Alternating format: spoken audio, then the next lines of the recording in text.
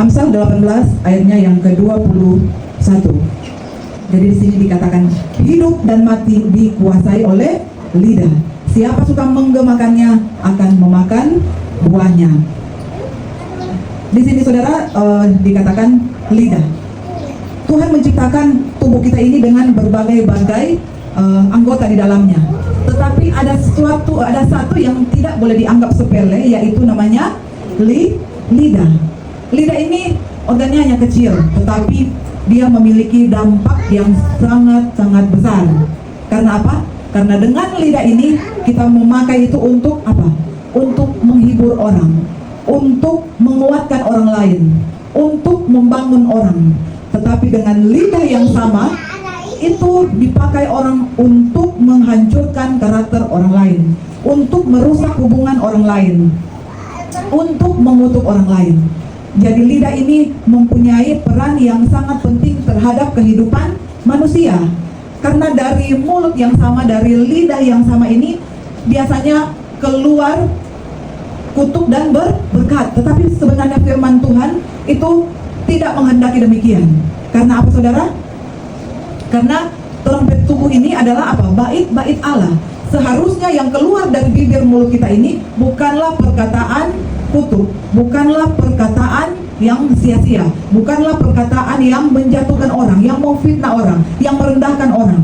Tetapi biarlah setiap mulut kita ini keluar perkataan berkat. Karena di sini dikatakan hidup dan mati. Berarti dari lidah ini, dari mulut ini terdapat apa? Kehidupan dan kematian. Di sini kehidupan berbicara tentang bagaimana hidup itu kita menghasilkan apa?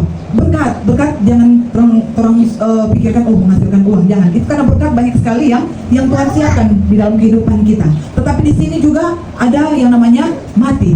Mati di sini berbicara tentang kehancuran, atau mati di sini berbicara tentang banyak hal yang berdampak apa?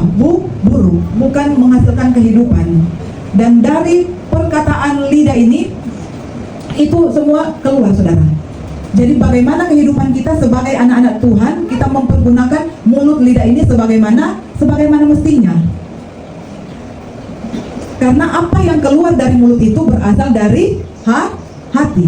Kalau hati kita jahat, maka yang akan keluar dari mulut kita otomatis adalah hal-hal yang jahat. Kita lihat saja saudara, kalau di mana-mana kita bertemu dengan mungkin teman kita atau siapapun yang kita kenal. Kalau orang itu bercerita dengan kita, terus perkataannya dia suka memakai, dia suka bergosip, dia suka menjelekkan orang lain, dia suka memfitnah orang lain, berarti hatinya jahat. Karena apa? Apa yang keluar itu sumbernya berasal dari hati ini. Terkadang ada yang berkata, kalau ada orang mulutnya manis terus sifatnya jelek, nah itu bagaimana saudara? Berarti orang itu adalah orang yang dia apa? Manipulasi, atau dia adalah orang yang munafik. Tetapi saudara, di dalam firman Tuhan, apa yang keluar dari mulut itu berasal dari hati. Kalau hati kita penuh dengan segala macam kejahatan, penuh dengan akar pahit, penuh dengan sampah, kita simpan di dalam hati ini, otomatis yang akan keluar adalah sampah. Otomatis yang keluar adalah perkataan kotor, perkataan makian, perkataan buruk. Tetapi kalau hati kita bersih saudara, makanya ada firman yang berkata, selidikilah hatiku. Minta Tuhan selidiki setiap hati kita. Jika ada hati kita yang dipenuhi dengan amarah, dengan kekecewaan, dengan akar pahit, atau dengan hal-hal yang najis dan kotor, minta Roh Kudus bersihkan kehidupan kita. Bersihkan hati ini agar kita menjadi orang yang berkenan kepada Tuhan. Agar setiap perkataan ini mengandung apa? Kuasa, bukan mengandung kematian, tetapi mengandung kehidupan. Di dalam Matius 12 ayat 34 berkata, hai kamu keturunan ular beludak, bagaimanakah kamu dapat mengucapkan hal-hal yang baik, sedangkan kamu sendiri jahat? Karena yang diucapkan mulut meluap dari hati. Ayat ini menunjukkan bahwa perkataan berasal dari hati manusia. Jika hati kita penuh dengan kasih Tuhan, maka yang keluar adalah perkataan yang membangun, perkataan yang menghibur. Tetapi ketika hati ini penuh dengan kepahitan, maka yang keluar adalah perkataan-perkataan yang melukai hati orang. Perkataannya yang keluar adalah hal-hal yang merendahkan orang lain, hal-hal yang sombong. Saudara, kalau hatinya jahat, otomatis apa yang dia bicarakan adalah penuh dengan kesombongan. Karena apa? Dia merasa dirinya itu benar. Tetapi saudara, dia tidak menyadari hatinya ini bagaikan, ada yang berkata, kubur itu yang berlapis. Ada yang tahu? Ya. Di dalamnya penuh dengan, padahal di dalamnya penuh dengan bangkai, tulang belulang. Dan selanjutnya, lidah ini seperti api yang dapat membakar. Di dalam Yakobus 3 ayat 5-6 dikatakan, demikian juga lidah, walaupun suatu anggota kecil dari tubuh, namun dapat memegahkan perkara-perkara yang besar. Lihatlah betapa besar hutan yang dibakar oleh api yang kecil. Demikian pula lidah adalah api. Ia merupakan suatu dunia kejahatan dan mengambil tempat di antara anggota-anggota tubuh kita sebagai sesuatu yang dapat menodai seluruh tubuh dan menyalakan roda kehidupan kita. Sedangkan ia sendiri dinyalakan oleh api neraka. Jadi dia dinyalakan oleh api apa saudara? Api neraka. Yakobus memberikan gambaran ini sangat kuat. Karena api yang kecil itu bisa membakar hutan yang besar. Kalau kita melihat ada kebakaran-kebakaran seperti kebakaran yang terjadi beberapa tahun yang lalu di Los Angeles, itu hanya berasal dari api yang kecil, tetapi dia bisa membakar seluruh kota. Itulah bahayanya ya. Jadi di sini Yakobus menggambarkan lidah kita ini seperti apa? Api. Karena apa saudara? Dalam lidah ini kalau kita mempergunakan untuk memfitnah orang lain, itu bisa menjadi sesuatu perkara yang besar. Di situ akan terjadi apa? Percekcokan, bahkan terjadi banyak kerusuhan hanya karena apa? Lidah ini. Satu kata dapat memulai konflik yang besar, bisa menghancurkan persahabatan, bisa menghancurkan keluarga, dan dia bisa melukai hati seseorang. Ingat saudara, setiap apa yang kita perkatakan ini, itu nantinya akan dipertanggungjawabkan. Nanti apa? Ketika hari penghakiman. Ternyata yang kita pelajari, setiap yang kita sering dengar, apa yang menjadi perbuatan kita itu yang dipertanggungjawabkan. Tetapi tidak hanya perbuatan kita saja, namun saudara, mulut lidah ini itu nantinya akan diminta pertanggungjawaban sama Tuhan. Tuhan akan tuntut pertanggungjawaban atas apa yang kau ucapkan. Jadi mari hati-hati saudara terhadap apa yang kita perkatakan. Di dalam Matius 12 ayat 36 berkata, tetapi aku berkata kepadamu, setiap kata sia-sia yang diucapkan orang harus dipertanggungjawabkannya pada hari penghakiman. Nah, ini menunjukkan bahwa Tuhan memperhatikan setiap perkataan manusia. Tidak ada kata yang benar-benar hilang, karena setiap kata itu didengar oleh Tuhan, diketahui oleh Tuhan. Karena apa yang kita ucapkan ini nanti suatu saat akan dipertanggungjawabkan di hadapan Tuhan. Tuhan menaruh kuasa di dalam bibir mulut setiap orang-orang benar, orang-orang percaya kepada Tuhan. Di Amsal 21 tadi dikatakan, hidup dan mati dikuasai lidah. Siapa suka menggemakannya akan memakan buahnya. Siapa suka menggemakan firman Tuhan melalui perkataan ini, dia akan memakan buahnya kembali firman Tuhan. Karena apa yang kita perkatakan, setiap firman Tuhan yang keluar dari bibir mulut kita ini, nanti firman Tuhan ini akan berakar, bertumbuh, berbuah dalam hidup kita. Kita akan makan hasilnya melalui apa yang kita perkatakan. Beberapa minggu lalu Bapak Kiki khotbah tentang bagaimana kita harus perkataan ucapan syukur. Karena seringkali kehidupan manusia ini ketika ada persoalan, tantangan, ketika ada masalah di dalam kehidupan keluarga, masalah ekonomi, masalah keluarga, yang keluar hanyalah sungut-sungut, yang keluar adalah mengeluh, yang keluar adalah marah-marah, yang keluar adalah kata-kata kutuk, yang keluar adalah kata-kata makian. Tetapi firman Tuhan mengatakan, setiap bibir mulut orang percaya itu, kalau kita mengatakan hal-hal yang orang pamumake, orang muta salah sedikit pamumake, nah, orang akan memakan buahnya saudara. Ketika orang memaki orang lain, nanti suatu saat kita akan memakan buahnya. Karena setiap dosa, setiap apa yang kita lakukan selalu ada konsekuensi. Terkadang kita berpikir, oh Tuhan menghukum kita karena kita berbuat dosa ini. Tetapi sebenarnya setiap dosa yang kita lakukan ada konsekuensinya tersendiri. Makanya kalau ada orang berbuat dosa, karena apa yang ditabur orang itu yang akan dituainya. Setiap dosa yang kita lakukan, dan ketika suatu saat kita mengalami konsekuensi akibat dosa itu bukan berarti Tuhan menghukum. Pelanggaran kita, dosa kita yang menghukum kita sendiri. Karena segala sesuatu ada konsekuensi yang akan kita terima. Demikian juga dengan perkataan, demikian juga dengan lidah ini. Sering-sering kita mengucapkan kata-kata sia-sia, sering kita mengucapkan kata-kata fitnah, makian, kata-kata kutuk, kita akan makan juga dari hasil itu. Karena semua yang kita ucapkan akan berbalik kepada kita. Makanya saudara, setelah saya belajar sungguh-sungguh kebenaran firman Tuhan, saya melihat ada banyak orang-orang yang saya kenal, ketika saya melihat hidupnya, perkataan mereka pesimis, sia-sia, makian, amarah, ini dan itu. Saya melihat hidup mereka tuh tidak diberkati. Karena apa saudara? Perkataan ini. Tetapi ketika apa yang kita keluar, perkataan ini adalah perkataan yang mengandung berkat, maka berkat itu akan berbalik kepada kita. Karena di sini dikatakan, kalau orang memilih hidup, maka berkata-katalah kehidupan, berkata-katalah firman Tuhan, berkata-katalah bersyukur, senantiasa ucapan syukur yang keluar. Tapi kalau orang memilih kematian, orang memilih kehancuran, orang kehidupan, maka berkata-kata yang sia-sia, itu akan berbalik. Pilihan hidup dan mati itu ada di tangan saya dan saudara. Ada orang berpikir ketika dia memiliki banyak uang, baru dia bisa bersyukur. Ada orang berpikir, dia menjadi kaya nanti kalau dia banyak uang. Tetapi sebenarnya itu semua hanyalah sejauh dari apa yang kita rasakan. Siapa di sini orang kaya, angkat tangan. Ada yang mengaku dia orang kaya? Ulang lagi, saya tanya. Siapa yang di sini orang kaya, angkat tangan?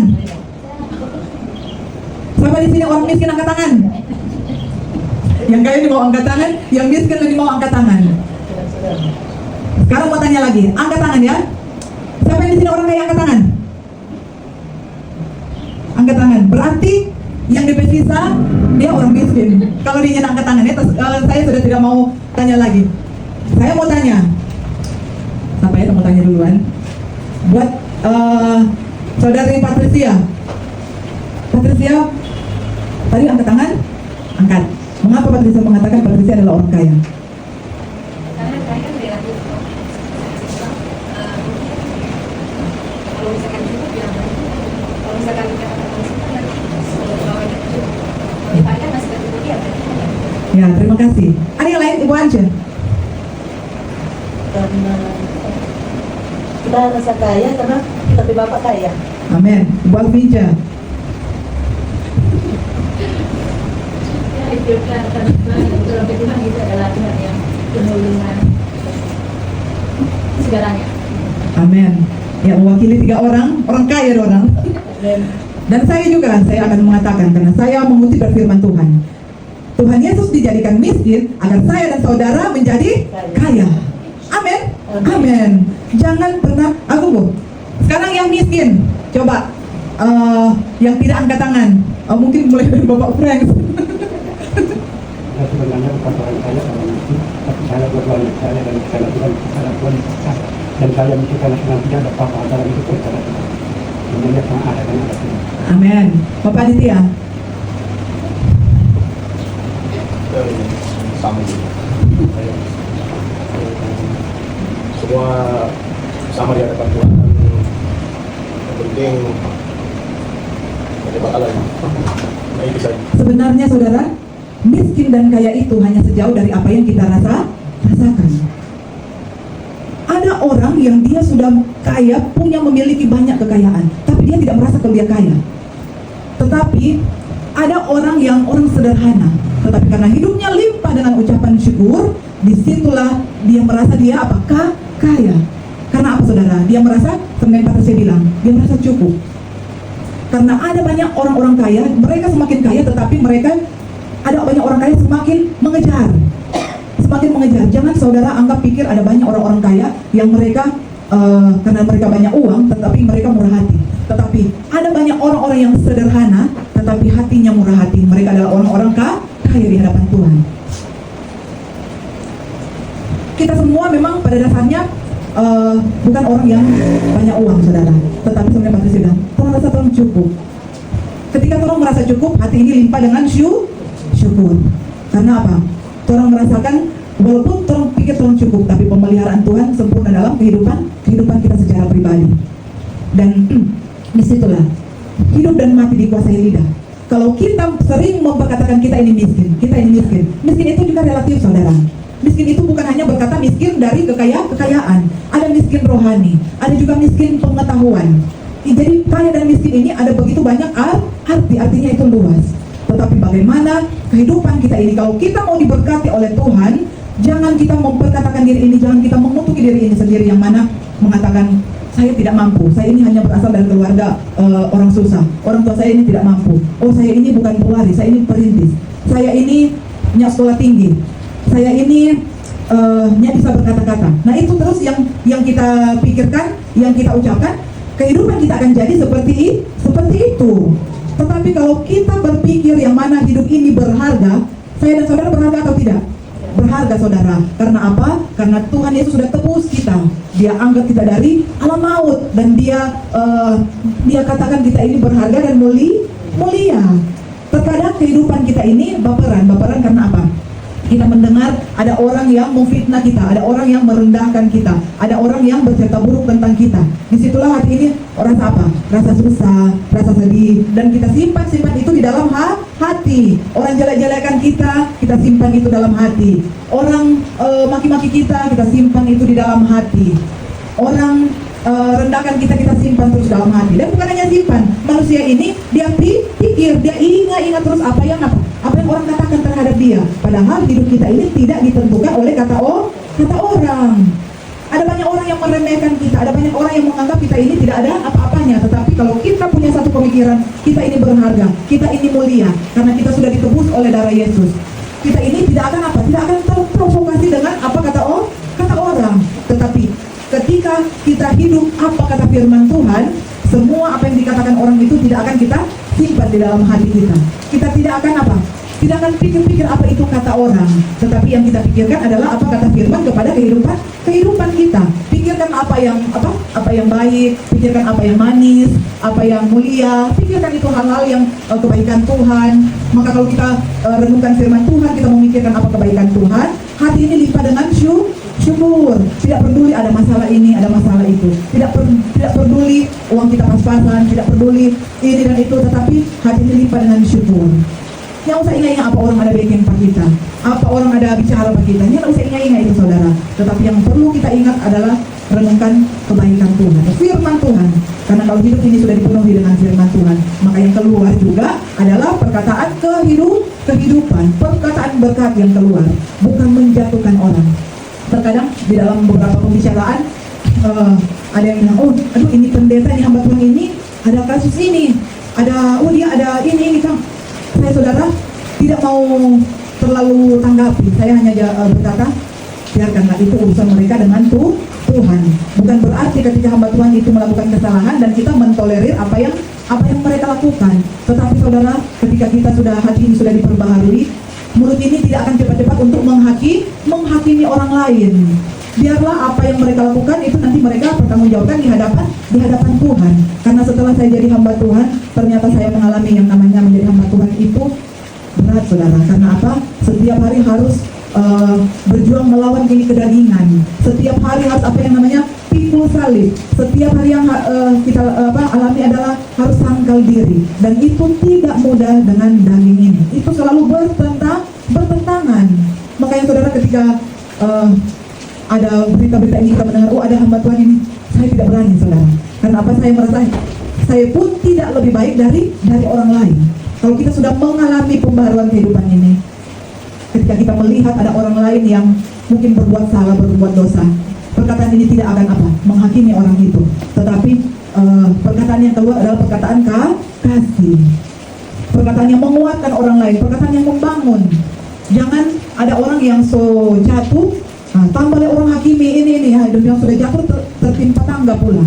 Jangan, saudara. Tetapi mari kita saling berjemaat, saudara bersaudara, seharusnya saling membangun, saling mengasihi, bukan saling menjatuhkan, apalagi saling memfitnah. Apa yang sudah orang lakukan terhadap kita, tak usah kita ingat-ingat, tetapi mari lupakan, mengampuni dan melupakan, supaya hidup kita ini benar-benar berkenan di hadapan Tuhan. Dan dikatakan, siapa suka menggemakannya akan memakan buahnya. Jadi kalau kita suka makan buah yang bagus, buah yang manis, kita akan menuai hal-hal yang kehidupan. Mari kita gemakan firman Tuhan, menggemakan kasih. Biarlah firman Tuhan yang singkat ini boleh jadi rema, boleh jadi kekuatan dalam kehidupan kita.